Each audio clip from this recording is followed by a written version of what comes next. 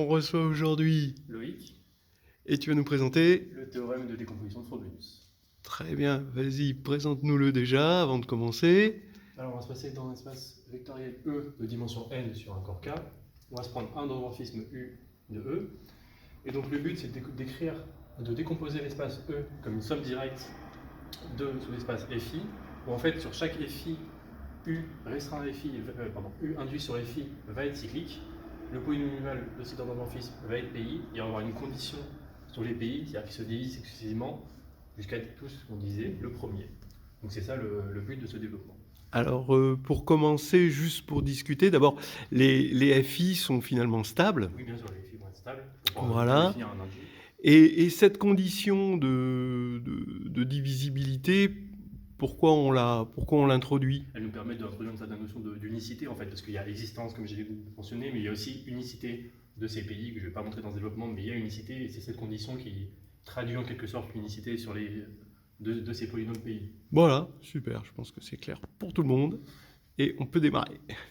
Donc tout d'abord, pour un peu donner l'idée, donc l'idée c'est du coup d'écrire comme ça, et si on réfléchit en termes de matrice, donc tout d'abord on veut construire le premier bloc, et le premier bloc, donc un premier bloc cyclique, et on veut par cette condition que le premier bloc il soit assez gros. Par assez gros j'entends, vu que ce polynôme là va être le polynôme minimal, on veut que ce bloc là soit de taille, le degré du polynôme minimal, et vu que EUX de manière générale sa dimension c'est le degré du polynôme minimal local, on va montrer dans un premier temps qu'il existe un x dans E, tel que le polynôme minimal local en x soit en fait le polynôme tout court. Et du coup, on pourra ainsi construire un premier bloc ici, qui sera donc un bloc cyclique. Ensuite, pour pouvoir ensuite faire une récurrence sur la taille de la matrice, ce qu'on veut pouvoir, c'est mettre des zéros ici. Et donc, pour pouvoir faire ça, c'est le fait que pour un tel x, le deuxième lemme, pour un tel x, alors l'espace cyclique EUX, donc qui est le plus petit sous-espace stable par U contenant x, admet un supplémentaire stable.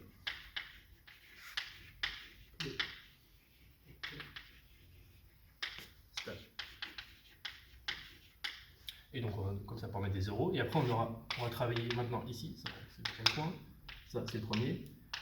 Et maintenant, on fera le troisième point pour travailler ici sur quelque chose qui serait plus petit. Et du coup, on va pouvoir comme ça raisonner par récurrence.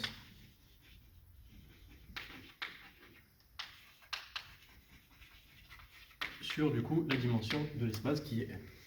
Donc voilà le programme. Donc c'est parti pour l'instant, le premier point.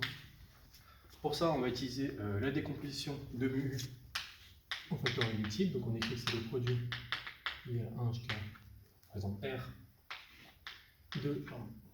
sur K de PK puissance alpha K, où les PK sont irréductibles, distincts bien sûr. Et du coup, l'alpha K c'est une unicité plus grande que 1. Par le lemme des noyaux, on obtient que E se décompose en somme directe des noyaux associés, PK puissance alpha K de U. Et donc, pour construire notre X, on va d'abord prendre XK, en tout cas XK qui appartient au noyau de PK puissance alpha K de U, mais qui n'est pas dans celui d'avant. PK puissance alpha K, on prend une puissance moins 1.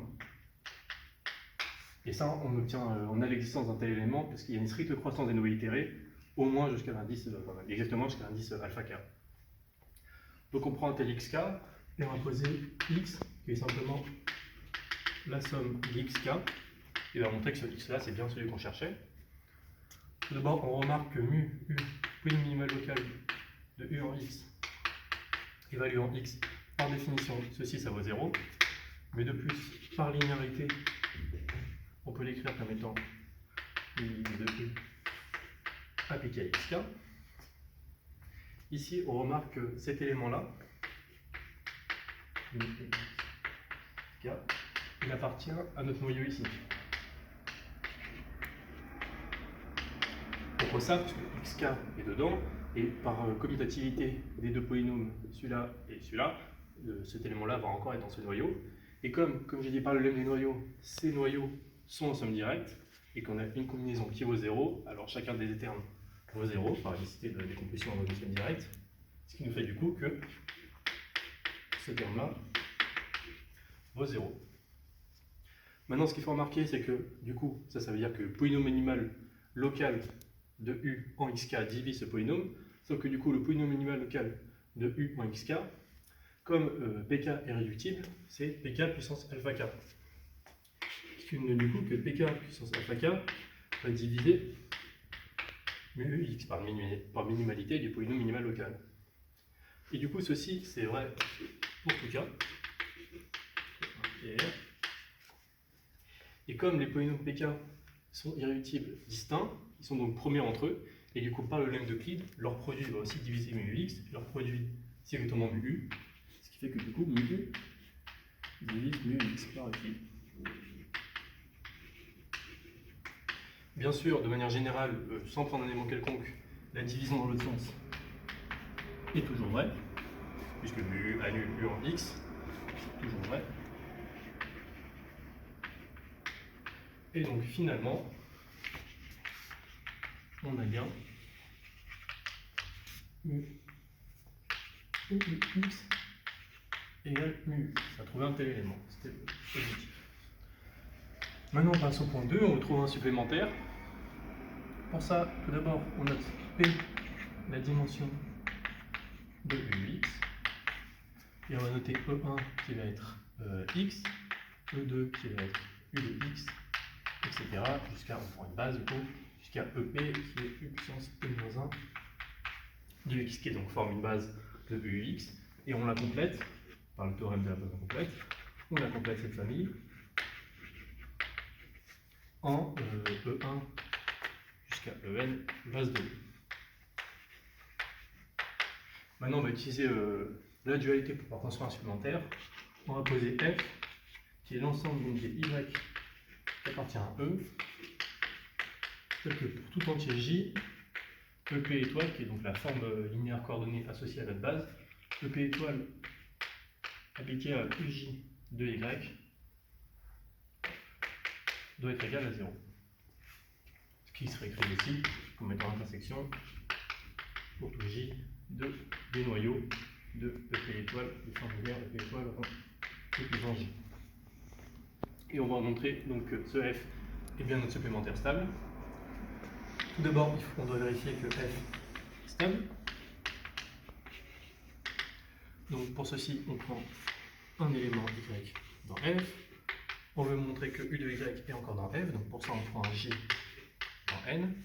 Si on regarde EP étoile qui a UJ de U de Y, bien sûr on peut écrire ceci comme étant EP étoile de U puissance J puissant de Y, et comme J puissant c'est encore un entier, et que Y est dans F, on obtient bien 0. Donc U de Y appartient à F, et donc F est stable. Maintenant, on va passer au deuxième point, on va montrer du coup que c'est un supplémentaire, donc l'intersection doit être triviale. Donc pour ça, on prend un Y qui appartient à F inter EUX. Comme Y appartient à EUX et qu'on a une base, les E de 1 jusqu'à EP de UX, on peut écrire Y mettant la somme de K jusqu'à 0 jusqu'à P-1 de lambda K fois U puissance K-1, plutôt, je vais indexer plutôt à partir de 1, de lambda K fois EK. Donc ça c'est juste que Y appartient à UX. Maintenant Y appartient à F. Ce qui fait du coup qu'on a cette égalité là. Par exemple, en prenant l'ensemble J égale 0, on a donc que EP étoile de Y doit valoir 0. Sauf que du coup, EP étoile, comme c'est la forme linéaire coordonnée associée à EP, tous les coordonnées avant dans la base, qui sont donc E1 jusqu'à EP-1, vont s'annuler. Et du coup, cette expression va nous ressortir seulement lambda P. Du coup, on obtient bien que lambda P égale 0. De même, si on regarde EP étoile de U de Y, vu que lambda P égale 0, le seul qui va nous sortir, c'est d'abord ça vaut 0 parce que Y est dans F, et le seul qui reste, ça va être lambda P-1. Et du coup, comme ça, on obtient donc le lambda P égale le lambda P-1. En décroissant, on va pouvoir obtenir qu'ils sont tous nuls, et donc y égale 0. Donc il est stable, et, il n'intersecte pas. Et maintenant, si on regarde sa dimension, en fait, si on remarque que P, du coup, c'est aussi le degré de mu, parce qu'on a pris un x qui vérifiait que le polynomial local était le polynôme minimal. Du coup, ce qui fait que K de U, le diable des polynômes en U, c'est simplement l'espace engendré jusqu'à U puissance P-1. Et ce qui fait donc que la condition qu'on a ici, d'annuler pour tous les J, en fait, il suffit de s'arrêter à P-1 parce que les autres vont s'exprimer en fonction des P premiers, des P-1 premiers exactement. Ce qui fait que du coup, F va s'écrire comme l'intersection pour J égale 0 jusqu'à P-1 du noyau de P étoile rond E puissance J. Et maintenant, on va remarquer que ces formes linéaires ici, du coup, on peut aussi faire ça comme étant l'antéorthogonal en quelque sorte de EP étoile rond U, etc. P étoile P-1. Et on prend du coup l'antéorthogonal. Et en fait, l'espace ici va être de dimension au plus P, parce qu'il y a au plus P vecteur, ce qui fait que du coup, l'antéorthogonal va être de dimension forcément supérieure à n-p. Et comme on sait que la dimension de EUX c'est P, on a aussi la dimension de F va être nécessairement plus petit que n-p, parce que la somme doit être plus petit que E, ce qui fait donc que la dimension de F finalement c'est bien n-p, et donc on a bien la décomposition E qui s'écrit en somme directe de x f avec f qui est bien stable. Donc on a montré notre deuxième point. Maintenant on passe au troisième point. On va donc faire une récurrence sur n. Tout d'abord, le premier point, si n égale 1, en fait la matrice de taille 1, tout homomorphisme, toute matrice de taille 1 est cyclique, donc il n'y a rien qui est intéressant. Tout va marcher en quelque sorte. Maintenant, si on suppose n strictement plus grand que 1, et qu'on suppose l'hypothèse de récurrence vérifiée pour tout entier inférieur ou égal à n, du coup, on prend par le 1, on prend il existe un x dans E tel que mu x égale mu u. On choisit f, un supplémentaire stable de ux. Du coup, on peut décomposer E comme étant EUX supplémentaire avec f. Comme la dimension ici, elle n'est pas réduite à 0, c'est le degré du polynôme minimal. Du coup, ce qui fait que la dimension de f va être strictement plus petite que la dimension de E. Et du coup, on pourra appliquer notre hypothèse de récurrence. Notre hypothèse de récurrence, elle nous dit qu'on peut écrire f comme étant la somme directe pour j égale de 2 à r et fj, et les polynômes P2 et R qui vérifient bien la condition que l'induit de U sur chacun des FJ va être cyclique de polynôme minimal, cela, de plus les PR se divisent successivement. Maintenant, du coup, en écrivant en réunion, en prenant cette décomposition-là avec E, on a bien écrit E comme une somme directe, comme étant EX, somme directe avec tous les autres. Donc on a bien une décomposition comme on voulait. De plus, maintenant il faut remarquer que en fait P2 c'est simplement le polynôme minimal de l'induit, le polynôme minimal de l'induit de U sur F, ce qui fait que du coup il divise forcément mu U, qui est du coup le polynôme ici qu'on va appeler P1. Et du coup, le P1 ici, avec la suite P2 jusqu'à PR, va bien vérifier la condition de divisibilité. Et bien sûr, U induit sur son espace cyclique et cyclique de polynôme minimal P1. Et donc on a bien, par récurrence, terminé notre démonstration. Très bien. Tu l'as pris dans Le Mansuy, réduction des orthomorphismes. Mansuy Naïmé. Pardon. Oubliez Rached.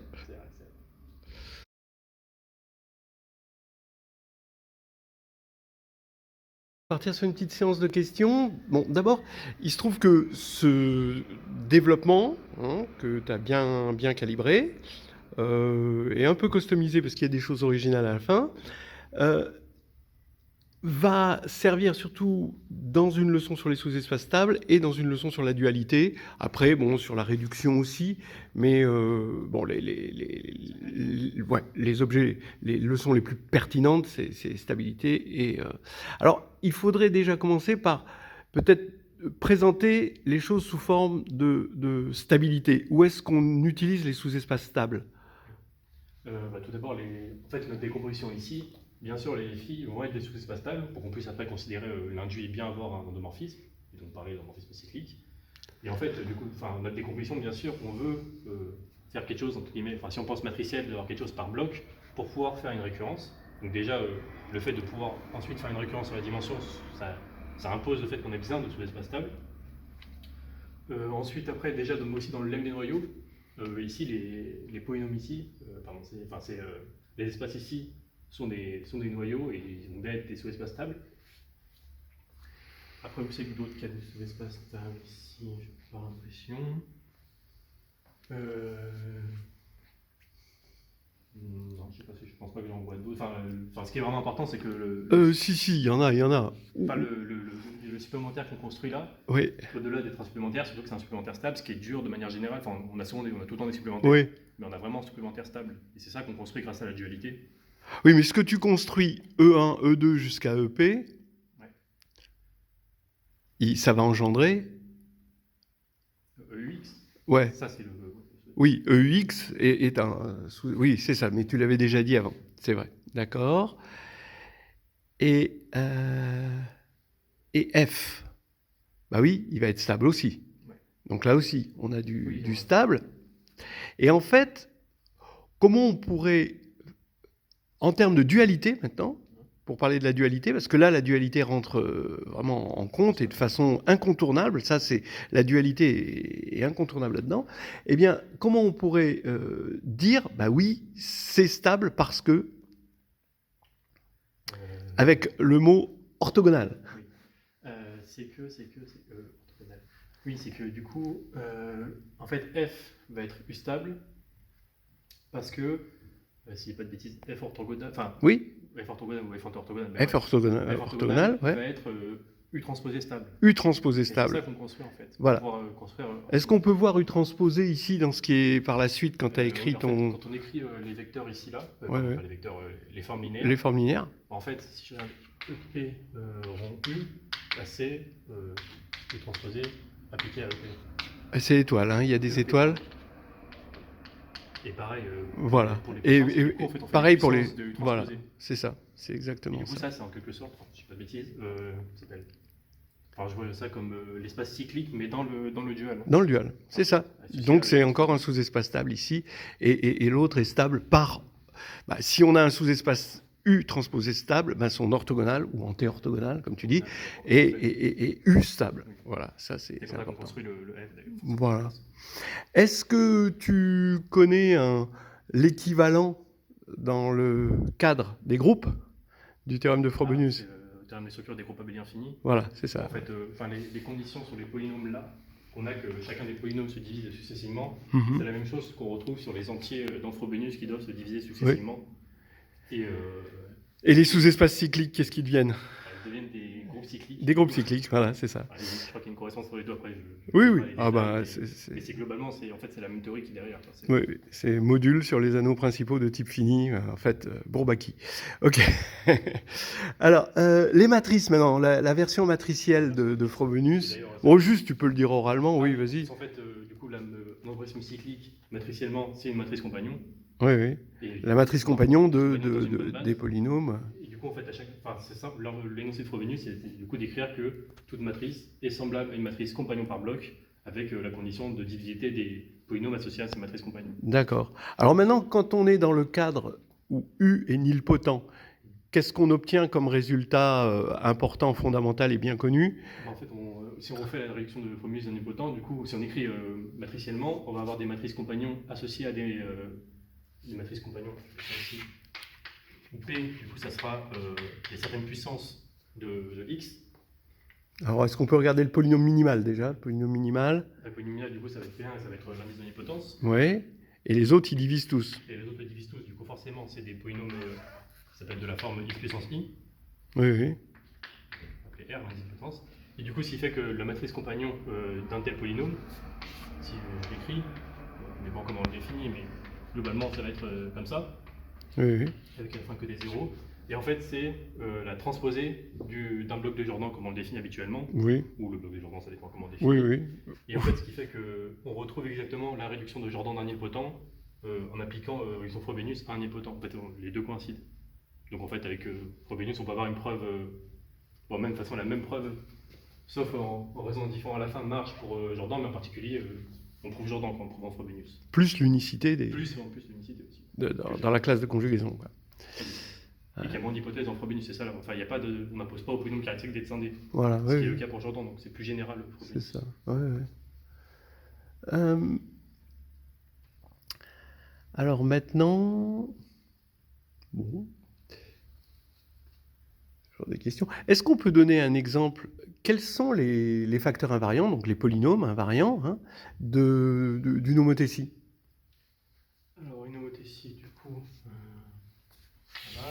Si on décide de rapport lambda, Oui, du coup, son polynôme minimal, U, c'est x moins lambda, et son polynôme caractéristique, c'est x moins lambda puissance n. Ce qui fait que du coup, le premier bloc, enfin la première matrice compagnon, va être de degré 1, et comme tous les autres, de le diviser, et qu'on sait que leur produit doit faire le polynôme caractéristique, forcément, chaque facteur, à chaque fois, c'est seulement x moins lambda. d'accord. C'est que des facteurs de degré 1. Obligé, oui. Et du coup, on obtient une matrice. En fait, on obtient elle-même. Je ne dis pas de bêtises. Oui, oui. Oui, je pense que c'est elle-même en fait. Non, non, pardon, elle Bah, est pas cyclique, non, c'est pas elle-même. Bah, oui. En Matrice. fait, ça va être elle-même, parce que une matrice compagnon 1,1, bah, la matrice compagnon de x moins lambda, c'est juste lambda. Oui, c'est ça. De toute façon, on pouvait s'en douter, quoi, puisque dans toutes les bases, ça s'écrit de la même manière. En fait, oui. Donc, même si Mais les facteurs invariants, c'est forcément x moins lambda. Alors maintenant, si on devait prendre mu u égale x moins lambda puissance m, et qui u, c'est x moins lambda puissance n, alors qu'est-ce que ça donnerait? Bah, du coup, comme on dit, le premier, c'est lui. Ouais. Et vu que tous les autres doivent du coup diviser, donc le degré de tous les autres sera aussi de la forme x moins lambda puissance m, Ouais, ouais. mais du coup la puissance sera inférieure ou égale à n. Et on sait qu'à la fin, si par exemple j'appelle P2 jusqu'à PR, du coup à chaque fois P2, enfin les PK on peut écrire comme étant x moins lambda puissance, une certaine puissance k, et on a que les k doivent être tous plus petits que m, plus grand forcément que 1, parce qu'on n'a pas des polynômes nuls, et on a que le... On peut avoir le polynôme nul, tu prends... Oui, parce que, en fait, parmi... Bon, bien sûr, oui, on ne le compte pas si c'est le polynôme nul. Oui, c'est ça que je veux dire, c'est que dans la suite, pour avoir une cité... Oui. Donc voilà, si je cherche, on peut mettre ça. Oui, bien sûr. Et après, on a que la somme des k, enfin la somme des k, doit être égale à n. Enfin, la somme des k voilà. plus n. Plus n. D'accord. N plus la somme des k peut être égale à n. Parce que le polynôme caractéristique, encore une fois, c'est le produit des voilà. Et donc, du coup, est-ce qu'il va y avoir une seule classe de conjugaison? Non, plusieurs possibilités selon des valeurs de m. Et comment tu sais que ces plusieurs possibilités vont donner des classes de conjugaison différentes? Parce que du coup, ça s'appelle les invariants de similitude, ce qui est d'ailleurs le propre de ce théorème, c'est que la classe de conjugaison est uniquement déterminée, je n'ai pas démontré l'unicité, mais voilà, pas uniquement déterminée par la suite des polynômes ici, de matrices en la même orbite, si seulement si ils ont les mêmes invariants de similitude, donc il suffit de trouver, si on a deux invariants de similitude différents, on est sûr que les matrices sont pas semblables. D'accord. Tu as parlé d'Euclide. Alors, tu as mu u qui divise, c'est pas tout à fait Euclide. Je dirais, Euclide pour moi, c'est pas ça. Est-ce que tu peux dire les choses avec soit le mot PGCD, soit le mot PPCM? Plus PPCM. Voilà. On a que le PK puissance alpha Ouais. K divise mu x, c'est ce que j'ai montré. Ouais. Et comme les PK ils vont tous diviser ça aussi, du coup leur PPCM va diviser mu x, par définition du PPCM, Oui. plus petit commun multiple. Voilà. Mais comme ils sont premiers entre eux, puisqu'ils sont des types distincts, le PPCM n'est rien d'autre que le produit, et donc le produit divise mu x. Je ne Voilà. sais pas trop ce qui s'appelle Euclide. Mais... Non, Euclide, c'est si P divise à B, P premier, alors P divise A ou P divise B. Ouais. Ouais, c'est ça Euclide. Alors que là, on est plutôt dans le processus un peu inverse. Voilà. Bon, bah, ça nous fait un joli théorème. Et je vais te remercier pour ce bel exposé.